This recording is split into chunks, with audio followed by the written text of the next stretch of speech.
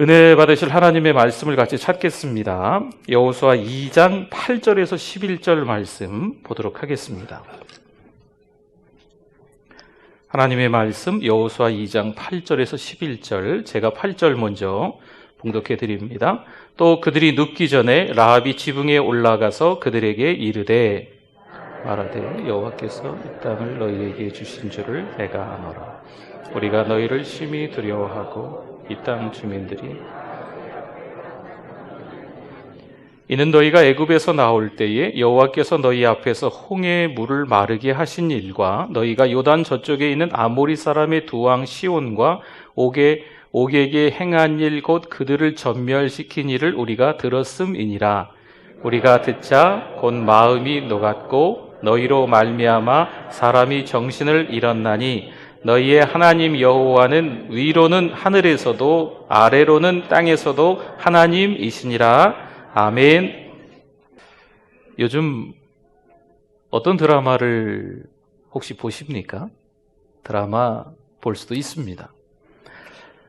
미디어 시대니까요. 인터넷 혹은 어떤 핸드폰에서 게임 조금씩 하시는 분들이 좀 있으십니까? 게임도 할 수 있겠죠. 어떤 영화를 보십니까? 어떤 동영상을 즐겨 보십니까? 영화나 동영상도 볼 수도 있겠죠. 뭔가를 보다가 아이들과 함께 볼 수 없는 장면이면 그것은 어른들인 우리들도 보지 말아야 됩니다. 야야야, 너는 보면 안 돼. 이렇게 말해야 되는 화면이나 영상이라면 여러분 어른들도 영적으로 유익하지 못합니다. 안 보는 게 낫습니다. 기준이 있어야 한다는 거죠. 그 자리에 예수님이 함께 계셔서 예수님과 나란히 앉아서 보신다면 예수님이 그래 봐도 돼. 이럴 만한 영상과 화면인지 아니면 예수님이 안 된다 하실 수 있는 화면과 영상인지 생각해 보시고 그 기준을 토대로 해서 보던 안 보던 하셔야 한다는 얘기죠.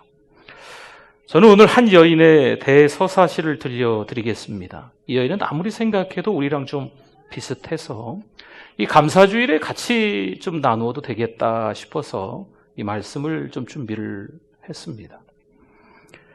이 여인을 기억하면 할수록 또 감사하게 됩니다. 어찌 이 여인이 우리랑 비슷한 점이 많은지, 그럼에도 불구하고 하나님께 감사하고 그 감사를 기억해내니까 또 2배의 축복이 되는 줄 믿습니다. 물론 한편의 드라마 정도 생각하셔도 이 여인의 스토리를 말이에요. 그렇게 생각하셔도 괜찮습니다. 주님이 함께 이 자리에 계셔도 함께 볼 수 있는, 함께 나눌 수 있는 이 한 여인의 이야기이기 때문에 가능합니다. 이 여인은요, 축복받은 여인임에 틀림없습니다. 물론 사실 축복받을 수 있는 상황의 여인은 아닙니다. 그런데 축복을 받습니다. 이유가 있다는 거죠. 오늘 읽지는 않았지만 여호수아 2장 1절 말씀에 이렇게 시작이 됩니다. 눈의 아들 여호수아가 시딤에서 2 사람을 정탐꾼으로 보내며 이르되 가서 그 땅과 여리고를 엿보라 하매 그들이 가서 라합이라 하는 기생의 집에 들어가 거기서 유숙하더니. 지금 이스라엘 백성들이 애굽에서 출발을 해서 광야를 지나 거진 가나안 땅에 다 오게 된 거죠. 그리고 시딤이라는 곳에 장막을 치고 시딤에서 좀 더 서쪽으로 가면 요단강을 건널 수 있습니다. 그러니 아직은 요단강 도하, 요단강을 건너기 전이었다는 거죠. 요단강을 건너기 전 시딤에서 여호수아가 2명의 정탐꾼, 스파이지요. 요즘식으로 얘기하면 간첩이라고도 볼 수 있지요. 여리고성 들어가서 그 땅을 정탐하고 염탐하고 두루 잘 살펴보고 와라, 이렇게 이야기를 하는 겁니다. 거기서 2명의 스파이는요, 한 여인의 집에 들어가는데 그 여인은 기생이었습니다. 왜 하필 기생의 집에 들어갔나? 추측컨대 그 집에 정보가 많기 때문에, 그리고 아무래도 성경에 보니까 그 집이 성벽 위에 있기 때문에 탈출하기에도 딱입니다. 그래서 그 집에 들어간 것으로 보여집니다. 그럼 그 집의 한 여인, 이 기생 라합은 과연 누구였을까라고 하는 거죠. 성경은 굳이 밝히지 않아도 될 것처럼 보이는데 이 여인의 이름 앞에 기생 이렇게 말합니다. 몸을 파는 여인이었습니다. 어찌 보면 미안한 얘기지만 인생이 밑바닥에 있는 거고요. 인생 자체가 허우적거리는 거지요. 캄캄한 한밤중을 보내는 것 같은 안타까운 처지에 있는 여인이 이 기생 라합이다라고 말씀드릴 수 있습니다. 그런데 하나님은 이 여인을 선택하셨습니다. 얼마나 큰 축복이고 이 여인에게 있어서 얼마나 큰 감사거리이겠습니까? 여러분 잘 생각해 봅시다. 저는, 여러분은 이 여인보다 좀 더 나은 삶을, 아니 이 여인하고 좀 더 차별화된 삶을 살아가고 있습니까? 아마 우리도 비슷할 거예요. 이 세상 한복판에서 전쟁터와도 같은 이곳에 살아가면서 이 여인과도 같이 어떤 때는 처절하고 어떤 때는 비참하게 어떤 때는 비굴할 정도로 정말 믿음의 사람들의 그 모습이 그대로 영향력으로 드러나는 게 아니고 숨기만 하는, 소극적이기만 하는 우리의 모습이 드러나 있다는 거죠. 그러나 하나님은 이 여인을 선택하셨던 것처럼 오늘 예배드리는 우리들도 선택하신 줄 믿습니다. 이 어려운 시기에 예배드리러 나온 여러분을 하나님이 지명하여 불러 세우신 줄 믿습니다. 여러분 이게 감사고요. 이게 축복이라는 거죠. 그 다음 절 여호수아 2장 2절에 볼까요? 어떤 사람이 여리고 왕에게 말하여 이르되 보소서 이 밤에 이스라엘 자손 중에 몇 사람이 이 땅을 정탐하러 이리로 들어왔나이다. 여러분 이 걸리면요 물거품이 돼요. 여러분 근데 세상에 비밀이 없는 것 같아요. 지금 이 두 명의 스파이가 들어온 지 얼마나 시간이 지났는지는 정확히 모르겠지만 이 삽시간에 소문이 나가지고 그 성의 여리고의 왕에게까지 알려졌어요. 아무래도 스파이가 이 기생 라합의 집에 들어간 것 같다 라는 정보가 그 왕에게까지 간 거지요. 어쩌면 좋겠습니까? 처음에는요, 이 이스라엘 백성들에 대한 이 소문, 풍문 정도로 아마 여리고성 사람들이 알았을 거예요. 그런데 시간이 가면 갈수록 이 광야를 지나고 가나안 땅으로 밀고 들어오는 이것을 보니까 그냥 풍문으로 알아야 될 정도가 아닌 거죠. 경계해야 될 족속인 것이요. 그러니까 두려움이 지금 이 여리고성 사람들에게는 생긴 겁니다. 그 다음 절 한 4절 한번 볼까요? 2장 4절. 그 여인이 그 두 사람을 어떻게 했어요? 이미 숨긴지라. 이르되 과연 그 사람들이 내게 왔었으나 그들이 어디에서 왔는지 나는 알지 못하였고 이야기를 합니다. 기생 라합이요 자기 집에 들어온 이 두 사람을 숨깁니다. 사실 지금 그들이 들어왔고 그 다음에 이 여리고성의 군인들이 들어왔을 때도 그 집 안에 있었어요. 이미 숨어 있었거든요. 왜 숨겼을까요? 범인 은닉죄라는 게 있답니다. 간첩 은닉죄라는 게 있다나요. 큰일 나는 겁니다. 죽을 수도 있는 거죠. 그럼에도 불구하고 이 여인이 두 명의 스파이를 안전하게 숨겨줍니다. 이 여인은요, 이스라엘 백성들의 그 이야기를 여리고성 사람들처럼 두려워하기는 했지만 그저 풍문 정도로만 알고는 있지 않았습니다. 이미 많은 정보를 이 여인이 가지고 있었어요. 이스라엘 백성들이 출애굽을 해서 홍해를 건너서 광야를 어떻게 지나왔으며 지금 요단강 앞에 시딤에서 있었다는 이 이야기들이 그냥 바람 따라 물결 따라 발 없는 말이 천리 가는 것처럼 여러 소문들이 들어왔지만 이미 그 정보를 듣고 해석을 잘하고 있었어요. 분석하고 있었습니다. 사건이 일어나면 해석하는 능력이 있어야 돼요. 문제가 찾아오면 그 문제를 바라보는 안목이 있어야 됩니다.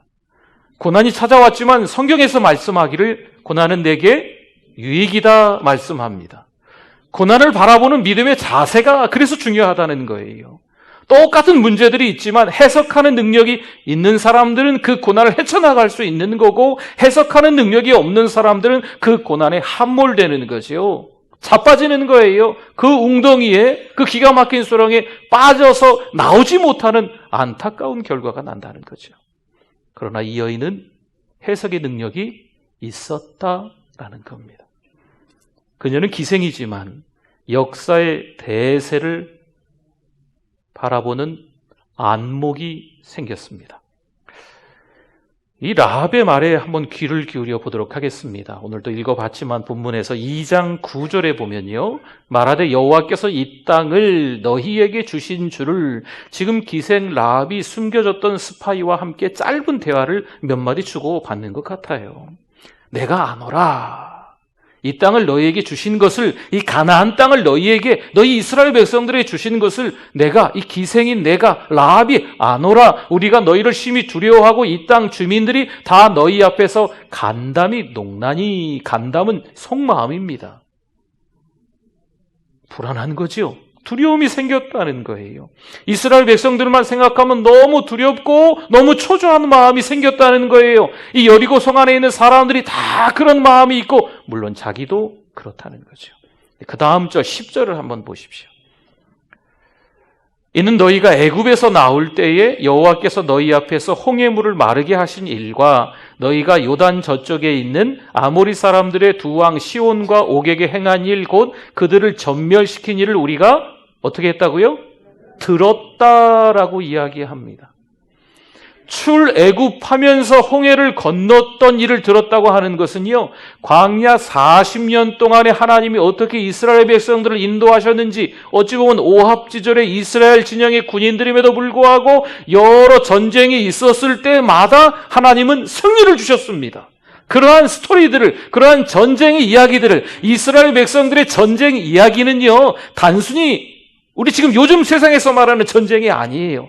영적인 스토리가 들어있는 거예요. 영적인 이야기가 담겨있는 거거든요. 그러한 스토리들을 다 이 기생 라합이 들었다라는 거죠. 지금 역사의 물줄기가, 이 역사의 대세가, 판도가 어디로 흘러가고 있는지 이 여인이 알았다라는 겁니다. 그녀는 선택의 기로에서요, 이미 결론을 내렸습니다. 여러분, 요즘 같은 위기 때에 신앙생활을 잘 하셔야 되겠습니다. 믿는다라고 하는 것은요, 무언가 다른 것들을 내려놓아야, 포기해야 믿음이 생길 수 있습니다. 하나님이 기뻐하시지 않는 게 있어요. 하나님과 재물을 양다리 걸쳐서 섬기는 걸 하나님이 기뻐하지 않습니다. 열왕기상 18장에 가보면요, 엘리야 선지자와 850명의 이 거짓 선지자들과 대결을 벌이는 장면이 있어요. 그때 엘리야 선지자가 이스라엘 백성들에게 외칩니다. 너희들은 언제까지 머뭇머뭇하겠느냐? 바알이냐? 하나님이냐? 선택을 하라. 사랑하는 성도 여러분, 하나님과 재물을 동시에 섬길 수 없습니다. 진짜 믿음이 생기려고 하면요, 다른 것은 내려놔야 됩니다. 다른 것은 포기해야 됩니다. 위험이 따라온다고 해도 위험을 감수하고 내려놓아야 진짜 믿음이 생길 수 있는 줄 믿습니다. 라합이요, 가나안 신을 포기합니다. 앞집도 가나안 신을 믿고 있었을 거예요. 건너집도, 옆집도, 아마 뒷집도 가나안 신을 섬기고 있었을 겁니다. 온 동네 사람들이 가나안 신을 섬기는데 라합은 이미 결정을 했어요. 결론을 내렸어요. 나는 가나안 신을 섬기지 않고 이스라엘의 하나님을 섬기겠다. 나는 하나님을 믿겠다. 이미 결론을 내리고 있다는 거예요. 여러분, 이거 위험한 선택이에요. 이 동네 사람들에게 끌려서 그 동네의 어떤 중앙에 나가서, 광장에 나가서 돌에 맞아 죽을 수도 있고요. 어떠한 다른 방법으로 처참하게 죽을 수도 있습니다. 그럼에도 불구하고 진짜 믿음이 무엇인지 이 여인이 알고 있었기 때문에 지금 모두가 믿는 가나안 신을 포기하고 이스라엘 백성의 하나님, 아니 나의 하나님, 그분을 믿기로 결정했다는 거죠. 생명을 건 겁니다. 여러분, 적당하게 이중 스파이 노릇을 하면요, 사실 소망이 없어요. 세상이냐 하나님이냐, 적당하게 세상 속에 들어갔다가 자연스럽게 나와서 교회에서 예배 드리는 척, 하나님 아시죠? 용서해 주세요. 다시 세상에 들어가서 적당하게 세상 사람들처럼 똑같이 살다가 교회에 들어, 이렇게 밋밋하게 신앙생활하는 건 죄송한 말씀이지만 소망이 없습니다. 믿음은 선택입니다. 믿음은 용기가 좀 필요합니다. 그런데 이 여인이요, 용기를 내서 믿음을 선택하고 모호한 자기의 삶을 이제는 청산하려고 하는 거죠. 오늘 이 아침에 저에게 도전합니다. 오늘 이 아침에 여러분에게 도전합니다. 모호한 신앙의 삶이 우리 가운데 있었다면 철저하게 끊기를 바랍니다. 내려놓으실 수 있기를 바랍니다.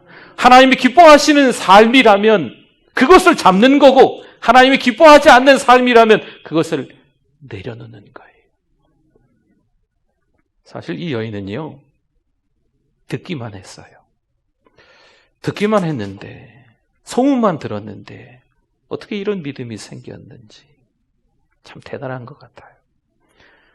이스라엘 백성들이 출애굽하고 홍해를 건널 때 이 라합이라는 여인이 그 이스라엘 백성의 200만의 무리 가운데 같이 껴 있었을까요? 아니에요. 못 봤어요. 어째서 소문이 몇 달 뒤에 들어왔는지 1년 뒤에 들어왔는지는 모르겠지만 이 여인이 그냥 들었어요. 구름기둥 불기둥으로 이스라엘 백성이 가는 길을 하나님이 보호하셨습니다. 낮에는 구름기둥으로, 밤에는 불기둥으로.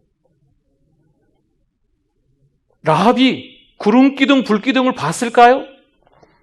이스라엘 백성들과 함께 그 현장에서 그 은혜의 기적을 체험했을까요? 그 은혜에 푹 잠겨서 할렐루야 할렐루야 했을까요? 못 봤습니다. 그냥 들었습니다. 만나와 메추라기를 먹어봤을까요? 못 먹었겠죠. 먹었었다. 이스라엘 백성들이 그 이야기를 그냥 들은 것뿐입니다. 이스라엘 백성들이 광야 40년 동안요, 적지 않은 전쟁을 했습니다. 그 적지 않은 전쟁을 할 때 망원경이라도 해서 봤을까요? 보긴 뭘 봐요. 그냥 들었습니다. 전쟁이 있었더라. 성 밖의 소문만 듣고 이 여인이 믿음이 생겼습니다. 놀랍죠. 참 놀랍습니다. 저와 여러분들이 이 여인의 믿음처럼 우리의 믿음도 상승하실 수 있기를 주님의 이름으로 부탁을 드립니다. 교회 오래 다니셨잖아요. 믿음이 더 좋아지실 수 있기를 바랍니다. 1대, 2대, 3대, 4대 신앙생활을 계속 해오고 있지 않습니까? 믿음이 더 좋아지실 수 있기를 바랍니다. 어찌어찌 하다 보니까 교회에서 팔거부치고 열심히 많이 섬기시면서 교회에서 뭐라 불리고 타이틀도 있고 직함도 있으시지 않습니까? 그거에 걸맞게 본이 되는 삶으로 믿음이 성장하실 수 있기를 부탁을 드립니다. 여러분, 믿음은요, 참 귀한 거예요. 그런데 별의별 짓을 다 해도 꼼짝하지 않는 사람들도 있기는 있어요. 교회 바로 옆에 살면 믿음 좋다. 교회 오기 편하잖아요. 네. 교회 근처로 막 이사들 보통 하시고 막 그러세요. 근데 한번 보세요. 교회 옆에 산다고 믿음 좋습니까? 교회는 제일 늦게 와. 믿음이 생기는 건 죄송합니다만 편리는 해도 그것 때문에 생기는 건 아닌 것 같아요. 믿음과 상관없이 종교인으로 그냥 교회를 다니기만 하는 분들도 꽤나 적지 않게 있습니다. 가족 중에 누군가 교회를 잘 다녀도요, 절대 교회를 따라오지 않는 사람도 있습니다. 때로는 교회 오라고 별의별 선물을 다 주면요, 선물은 받는데 반응은 시큰둥한 분들도 있습니다. 물론 이런 분도 있어요. 예배를 드릴 때 하나님의 말씀이 번쩍 하면서 천둥처럼 들리는 분들도 있습니다. 이처럼 하나님의 말씀은요, 능력이 있는 줄 믿습니다. 술 취한 남편에게도 복음을 전하세요. 예수 그리스도가 어떻게 십자가를 지시고 어떻게 죽으시고 어떻게 부활하셨는지 안 믿는 자녀들에게도 계속 잔소리라고 이야기해도 안 들려 말하지 마 이렇게 해도 전하세요. 왜요? 하나님의 말씀은 복음은 능력이 있기 때문입니다. 잔뜩 만취하고 들어온 남편에게 복음 전할 수 있는 기회이기도 해요. 계속 이야기하실 거 아니에요, 그분도. 여러분도 계속 이야기하세요. 예수님이 어떤 분인지. 여러분, 하나님의 말씀은요, 귀에 들리는 거예요. 그리고 우리의 삶을 바꾸는 줄 믿습니다. 2배의 축복을 받고 감사하는 이 기생 라합. 사실 아무리 생각해도요, 하나님과의 어떤 접촉점이 없었어요. 그런데 보세요. 자기 목숨을 내놓는 믿음이 이 여인에게 생기는 거죠. 역사의 대세를 읽었습니다. 내가 지금 이 여리고에 살고 있지만 가나안 신을 포기하고 하나님을 믿는 게 이스라엘 백성의 하나님, 그 여호와를 믿는 게 맞겠구나. 그 길을 따라가는 게 맞겠구나. 결론을 내린 거죠. 왜일까요? 그녀의 이야기 중심을 잘 보시면요, 하나님이 계셨습니다. 하나님의 사람은요, 결정적인 시간에 고민할 새가 없어요. 갈등할 새가 없어요. 지체할 새가 없다는 거지요. 하나님의 사람은요, 결정을 잘해야 돼요. 결론을 잘 내려야 돼요. 어제 토요일에 우리 창세기 말씀을 쭉 나란히 지금 아브라함을 나누고 있는데, 이 소돔과 고모라 성이 멸망할 즈음에 대한 말씀을 어제 나누었어요. 이 소돔과 고모라 성에 롯과 그의 가족이 살고 있는 거죠. 근데 이 소돔과 고모라 성이 이제 심판날이 다가와서 이 도시가 완전히 없어질 거예요.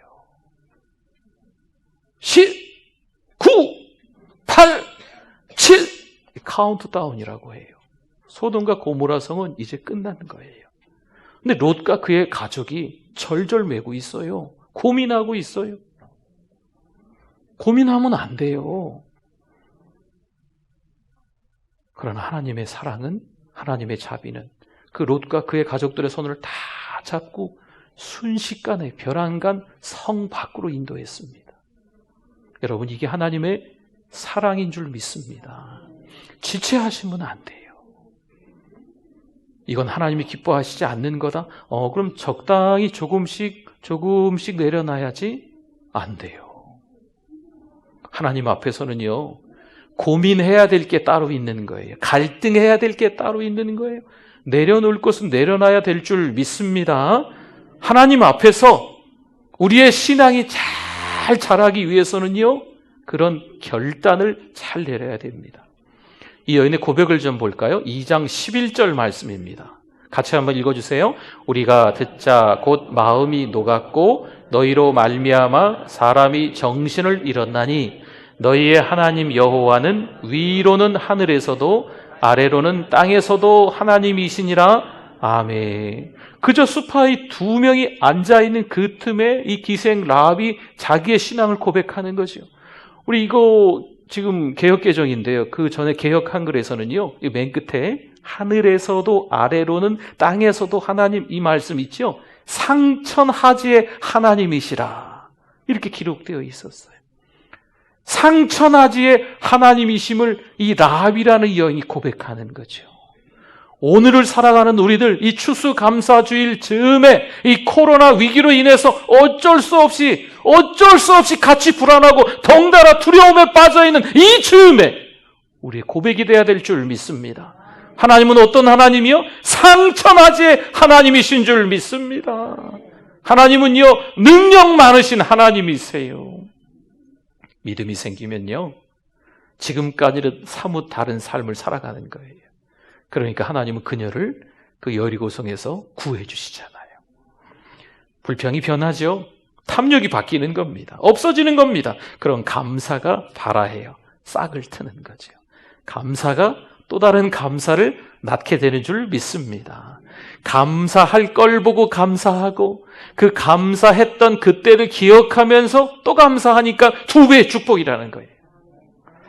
이제 우리는요, 하나님의 자녀고 왕의 자녀인 줄 믿습니다. 여러분, 우리의 신분이 더 이상 죄의 종로로 타면서 죄에 질질 끌려다니면서 살아가는 우리들이 아니에요. 신분이 바뀌었습니다. 인생의 대세, 이 세상의 판도를 잘 읽으셔야 돼요. 세상의 사회적 여론이 이렇더라. 아니에요. 여러분, 교회도 잘 생각하셔야 돼요. 교회 많은 성도들이 이렇게 생각하더라. 아니에요. 그거 중요한 거 아니에요.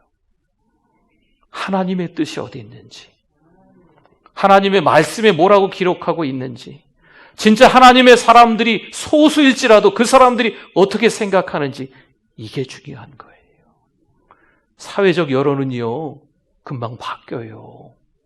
상황이요, 금방 아침 저녁으로 바뀝니다. 감정 금방 바뀝니다. 사람 좋아하는 마음 금방 바뀌어요. 이쪽 편에 갔다가 저쪽 편에 갔다가 기가 막힐 노릇이죠.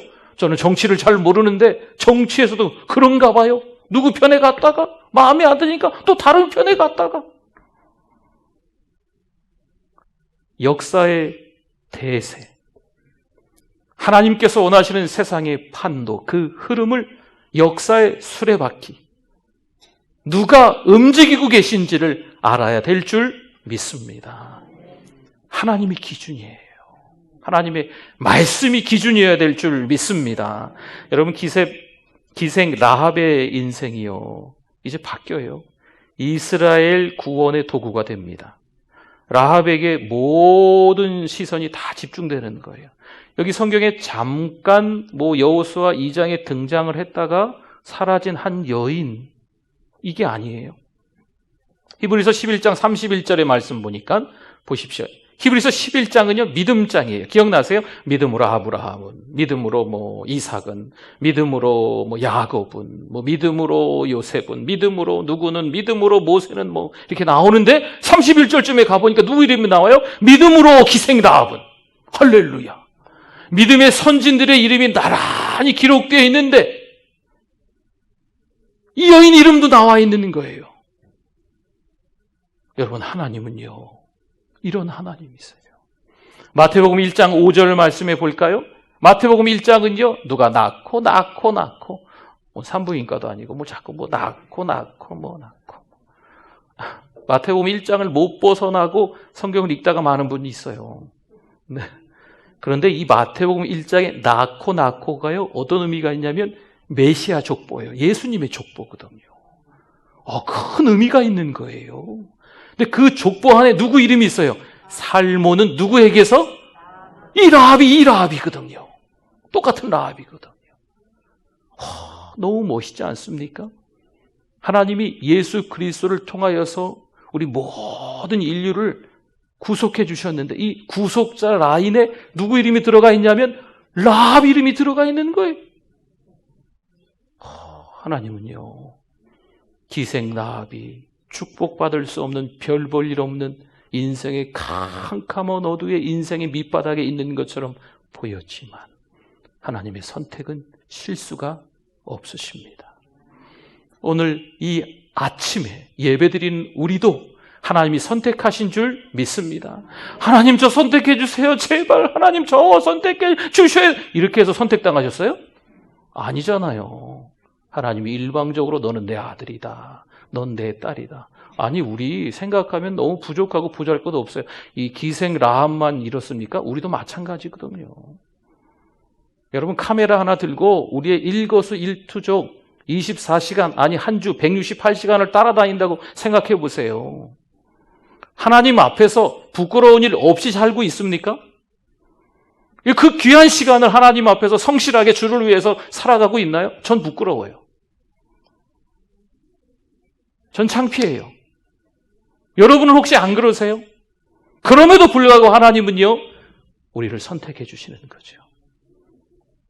소돔과 고모라 성에서 나오기를 절절매고 있는 거예요. 나갈까 말까? 뭐 하나 들고 나갈까 말까? 두 딸들의 사위들한테 얘기했더니 농담하지 마세요. 이 롯의 영향력이 없는 거예요. 하나님은요, 그들 손을 다 잡아가지고 성 밖으로 순식간에 데려다 놔요. 하나님은 이런 하나님이세요. 여러분, 자격 운운하지 마세요. 누구를 시기하고 비판하지 마세요. 믿음의 사람들이 한 마음 한 뜻으로 한 성령 안에서 한 하나님을 바라보고 믿음으로 살아가실 수 있기를 바랍니다. 아무리 생각해도 우리에게는요, 감사가 너무 많아요. 너무 많아. 하나님이 계시다는 것만으로도 너무 감사하죠. 그분이 천지 만물을 창조하신 하나님이 나의 아버지라는 것만으로도 너무 감사한 거예요. 세상은 너무 우리를 힘들게 하지만 가진 것도 없고 병들고 지치고 되는 일도 하나도 없는 것 같고 괜시리 이게 운명인가? 땡! 그런 얘기 하는 거 아닌데, 이건 팔짱가? 땡! 그런 얘기도 하는 거 아닌데, 자꾸 인생이 허망해지고 허무해지고 땡! 그것도 아닙니다. 하나님의 사람들은. 그런데 그러한 말들이, 그러한 미혹거들이 자꾸 우리를 힘들게 하는 거죠. 그러나 여러분, 기억하셔야 돼요. 우리는 하나님의 자녀입니다. 우리는 왕의 자녀예요. 하나님의 자녀답게 이 라합처럼 고민하지 마시고, 내려놓을 건 확실하게 내려놓으시고, 끊을 건 확실히 끊고 하나님 부여잡고 살아가야 될 줄 믿습니다. 다메섹 도상에서 이 바울이 예수님을 만나잖아요. 그리고 나서 여차여차해서 여러 가지 시간들도 좀 있었고 어려움도 사실 없지 않아 있었지요. 그러나 이 사도 바울이 그런 고백을 합니다. 측량할 수 없는 그리스도의 풍성이다.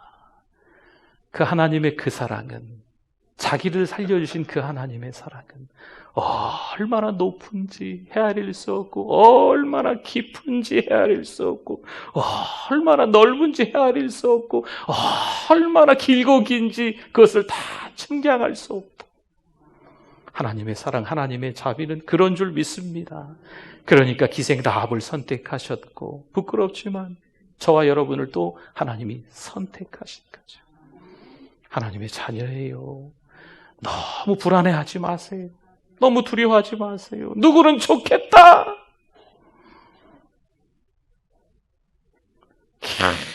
뭐 누구 얘기하면서 시비 걸고 뭐 서로 상처 주고 막 이런 거 하지 마세요. 나에게 있는 은혜만도 헤아릴 수 없이, 측량할 수 없이 너무 많거든. 이번 한 주간 하나님이 주신 그 은혜에 또 다른 기쁨, 또 다른 감사가 흘러 넘칠 수 있기를 주님의 이름으로 부탁을 드립니다. 아멘.